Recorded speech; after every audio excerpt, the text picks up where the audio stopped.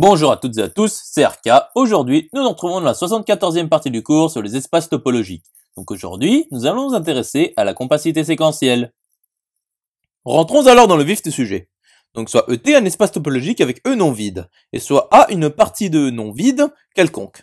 Donc A est dit séquentiellement compact si et seulement si, pour toute suite U dans A, il existe une sous-suite de U telle qu'il existe L appartenant à A, telle que limite lorsque n intervalle plus infini de Wn est égal à L. Donc notons sec C de ET, l'ensemble des parties A non vides de E, telles que pour toute suite dans A, il existe une sous-suite W de U, telle qu'il existe L appartenant à A, telle que limite lorsque n intervalle plus infini de Wn est égal à L. Donc autrement dit, sec C de ET est l'ensemble des parties séquentiellement compactes de E.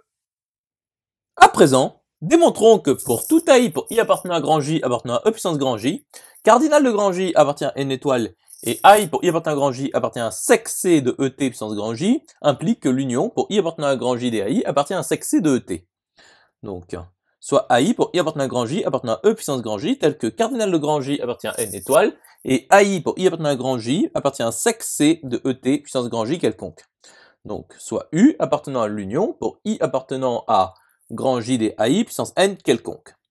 Donc il existe I appartenant à J tel que cardinal de l'image réciproque de AI par U inter n est supérieur ou égal à LF0. Donc pour tout n de n, il existe grand N appartenant à n tel que grand N est supérieur ou égal à n et UN appartient à AI. Nous pouvons alors constituer la famille NK pour K appartenant à n appartenant à m puissance n tel que pour tout cas de n, nk est strictement inférieur à nk plus 1 et unk appartient à AI. Continuons la démonstration. Donc, soit phi, une application de n dans n, qui est associée à k, nk. Donc, pour tout cas de n, phi de k est égal à nk, et pour tout cas de n, u de phi de k appartient à AI, qui appartient à sec c de ET. Et il existe WL appartenant à SE de u rond phi croix AI, tel que limite lorsque n intervalle plus infini de Wn égale L. Donc, l'union pour I appartenant à grand J des AI appartient à sec C de ET. Conclusion établie. Poursuivons l'étude. Donc, démontrons que pour tout K appartenant à P de E, T2 de ET et K appartient à sec C de ET implique que sec F ronde de K est vérifié. Donc, T2 de ET est vérifié. Donc, soit K appartenant à sec C de ET quelconque. Donc, soit X appartenant à E tel qu'il existe Xn pour n appartenant à K puissance n, c'est-à-dire une suite de n dans K, telle que limite lorsque n intervalle plus infini de Xn égale X. Donc, il existe A Vn pour n appartenant à K croix SE de Xn, tel que limite lorsque n intervalle plus infini de Vn est égal à A. Or, il existe L appartenant à E tel que pour tout W de SE de Xn pour n appartenant à n, limite lorsque n intervalle plus infini de W de n est égal à L, car Xn est convergente. Or, T2 de ET est vérifié. Donc A est égal à la limite lorsque n intervalle plus infini de Vn qui est égal à L. Et donc A est égal à L. Continuons la démonstration. Donc nous avons que Xn appartient à SE de Xn, c'est une sous-suite de elle-même. Et T2 de ET est vérifié. Donc X est égal à la limite lorsque n intervalle plus infini de Xn qui est égal à L qui est égal à A. Donc X égale A qui appartient à K. Donc X appartient à K. Par conséquent, sec F ronde de K est vérifié. Conclusion établie. Démontrons alors que pour tout K appartenant à sec C de ET et pour toute partie A de K, sec F ronde de A implique que A appartient à sec C de ET. Donc soit K appartenant à sec C de ET quelconque. Et soit A une partie de K telle que sec ronde de F ronde de A soit vérifiée quelconque. Donc soit Xn une suite dans A quelconque. Donc Xn est une suite dans K, car A est inclus dans K. Donc il existe Vn, L appartenant à SE de Xn croix K tel que limite lorsque n intervalle plus infini de Vn égale L. Et donc pour tout n de n, Vn appartient à A. Et donc Vn est une suite dans A. Donc sec F ronde de A est vérifié. Donc limite lorsque n intervalle plus infini de Vn appartient à A. C'est-à-dire L appartient à A. Donc A appartient bien à sec C de ET. Conclusion établie. Poursuivons l'étude. Donc démontrons que pour tout Fn pour n appartenant à sec C de ET privé du singleton ensemble vide puissance n, T2 de ET et pour tout n de n Fn plus 1 est inclus dans Fn implique que l'intersection pour n appartenant à n des Fn est non vide.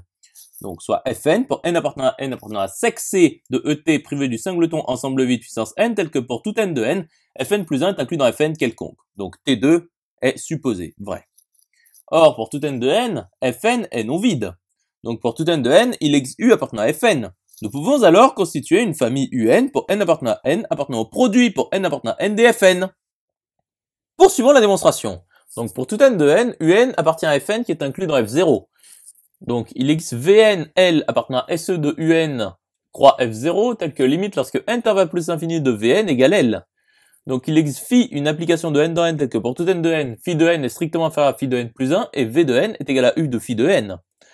Donc pour tout n de n et pour tout k de n, k supérieur ou égal à n implique que phi de k est supérieur ou égal à k qui est supérieur ou égal à n qui implique que v de k est égal à u phi de k qui appartient à f de phi de k qui est inclus dans f de k qui est inclus dans f de n. Continuons la démonstration. Donc soit m appartenant à n quelconque et soit k appartenant à n tel que k est supérieur ou égal à m quelconque. Donc vk appartient à fm et fm appartient à sec c de Et. Donc limite lorsque intervalle plus infini de vn appartient à Fm, car T2 de Et est donc sec F ronde de Fm est vérifié. C'est-à-dire, L appartient à Fm. Donc pour tout n de n, L appartient à Fn. Et donc, L appartient à l'intersection pour n appartenant à n des Fn. Et donc, l'intersection pour n appartenant à n des Fn est non vide. Conclusion établie. À présent, soit ET et Fs, deux espaces topologiques avec E non vide et F non vide. Donc démontrons que pour tout F continu de Et dans Fs et pour tout K de PE, K appartient à un sec C de Et implique que F de K appartient à un sec C de Fs. Donc soit F, une application continue de Et dans grand Fs quelconque. Donc soit K appartenant à sec C de Et quelconque. Donc soit Yn pour n appartenant à Fk puissance n quelconque. Donc pour tout n de n, il existe x appartenant à K tel que Yn égale F de x. Nous pouvons alors constituer une famille xn pour n appartenant à k puissance n tel que, pour tout n de n, yn est égal à f de xn. Continuons la démonstration. Donc nous savons que k appartient à sec c de Et.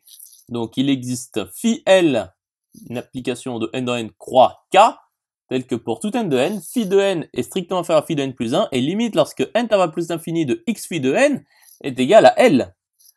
Donc pour tout n de n, y phi de n est égal à f de x phi de n. Or, f est une application continue de Et dans grand Fs.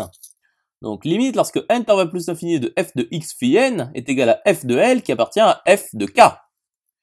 C'est-à-dire, limite lorsque intervalle plus infini de y phi de n est égal à f de L qui appartient à f de k. Et y phi de n appartient à SE de yn. Par conséquent, f de k appartient à sec C de grand Fs. Conclusion établie. J'espère que cette vidéo vous aura plu et vous sera utile.